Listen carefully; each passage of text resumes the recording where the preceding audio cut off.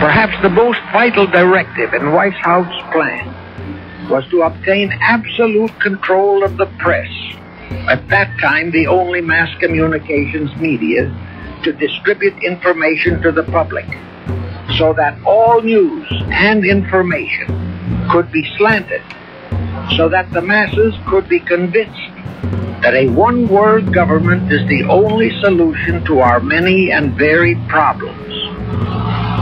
Now do you know who owns and controls our mass communications media? I'll tell you, practically all the movie lots in Hollywood is owned by the Lehmans, Kuhn, Loeb and Company, Goldman Sachs, and other internationalist bankers. All the national radio and TV channels in the nation are owned and controlled by those same internationalist bankers. The same is true of every chain of metropolitan newspapers and magazines, also of the press wire services, such as Associated Press, United Press International, etc. The supposed heads of all those media are merely the fronts for the internationalist bankers, who in turn compose the hierarchy of the CFR, today's Illuminati in America. In March 1915, the J.P. Morgan interests got together 12 men high up in the newspaper world and employed them to select the most influential newspapers in the United States, and sufficient number of them to control, generally, the policy of the daily press of the U.S. These 12 men worked the problem out by selecting 179 newspapers and then began by an elimination process to retain only those necessary for the purpose of controlling. They found it was necessary to purchase the control of 25 of the greatest papers. By 1934, John Dewey's pro-Marx humanism, socialism, and globalism was taught to thousands of school students throughout America through textbooks, history books, and other publications. A number of prominent world-renowned TV news reporters and also members of the Council of Foreign Relations, CFR in short, CBS, William Paley, Dan Rather, Harry Reasoner, David Brinkley, Barbara Walters, and many others were alleged to be amongst the CFR memberships. The CFR's goal is to bring about a one-world government, new world order. The Rockefeller-controlled CFR also controls and owns a lot of newspapers and other news media and publishing outlets. The founders of the Illuminati order also sought to establish reading rooms and publishing outlets in order to spread their atheistic anti-religious ideologies throughout Europe. Back in the early 1800s, the control, manipulation, and suppressing and buying up of John Fitzgerald Kennedy's assassination evidence is another connection to the One World Government, New World Order, and CFR members, Chase, banksters, and media-owned news agencies. As it happened on TV, news coverage early on had conflicting reports coming in, as to be expected. What's interesting, however, is the original footage shows newsmen talking about how John Fitzgerald Kennedy was hit on the right side or the right temple area of his head. Looking back on hindsight, soon after this, within days, the reporters started to seem to be selective in what witnesses' statements were aired. It started to smell of a conspiracy to cover up a conspiracy. Case in point is what happens live with witnesses and film footage, especially that which was taken by Abraham Zapruder, who was with a woman, his secretary, Sitzim. They are standing on a cement block on the right side of the road of Elm Street, where JFK was about to be slaughtered on. To which Zapruder commented, I know he's dead. I saw his head explode like a firecracker. Zapruder had caught on film what was to become the most controversial murder conspiracy of the 20th century.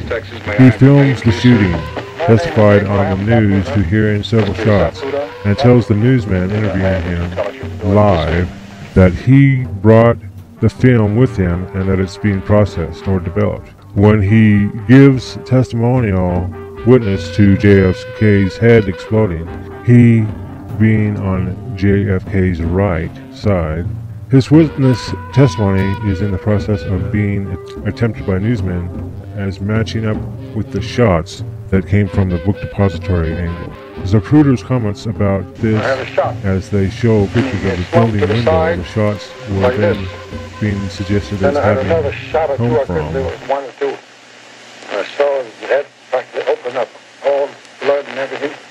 Meanwhile, the film is being processed. The newsman cut from Zapruder's witness statement. He cut it short because Zapruder also gestured with his hand to suggest how the Kennedy's head got injured. They cut that short. They hurry to another segment of footage. The newsman is on the phone. He's looking around and it's very suspicious. It's almost like he's being directed and coaxed into what he is supposed to be reporting. So they don't interview Zapruder in great detail as they go on with other comments. There it is. There is a picture of the window where the gun was allegedly fired from that killed President Kennedy today. Excuse me, go ahead, sir. That must have been the line of fire. I was looking at the picture where I was. I was right in that concrete block in the bed.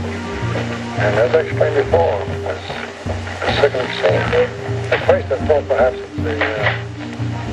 it sounded like somebody making a joke, a shot and somebody grabbed their stomach. I was about 100 yards away from one of our other, the boy and I walked over to see President Kennedy. We were about 100 yards away and it sounded like there were 3 shots. And after the first couple I said, my God, they shot the president. And then we walked over and looked down and could see the people on the grass there. And I imagine you were one of the people that we saw there underneath the viaduct.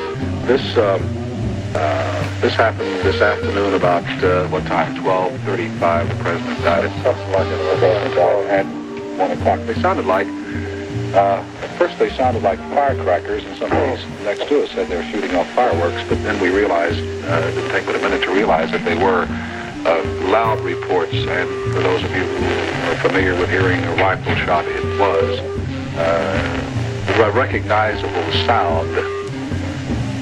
The videotape that we have, Bobby, what do you have now? Okay, that completes the videotape coverage for the moment.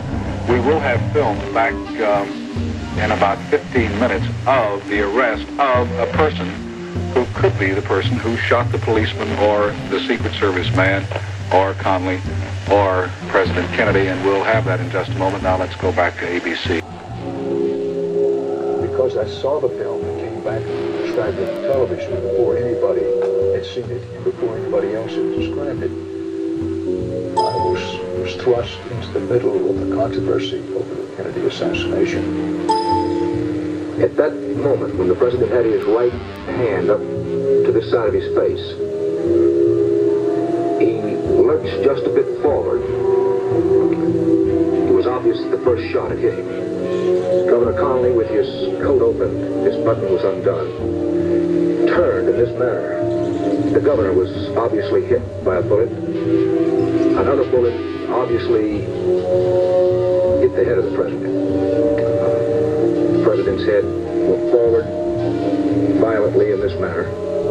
I don't know why Dan Rather said that. It was clear that the head went back, but you can tell it in Life magazine when they published it. The bullet hit him in the head and his head went backward.